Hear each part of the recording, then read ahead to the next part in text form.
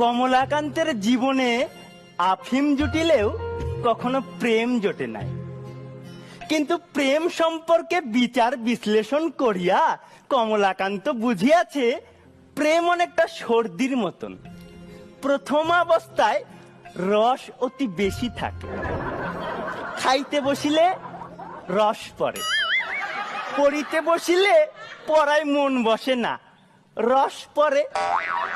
রাত্রিতে বিছানায় শয়ন করিতে গেলে নিদ্রা আসে না, রস পড়ে নাসিকা হইতে। তবে কিছুকাল পর এই রস ঘনীভূত হয়।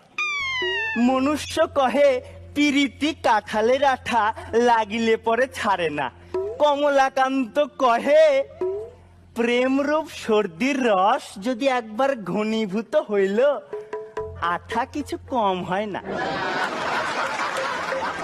তবে কিছুকাল পর বড় বিরক্তিবোধ হয়, ইচ্ছা করে সমস্ত বাহির করিয়া টানিয়া ছুড়িয়া ফেলিয়া দিই, কিন্তু সহজে ছোটে না, অঙ্গুলিতে আটকাইয়া যায়।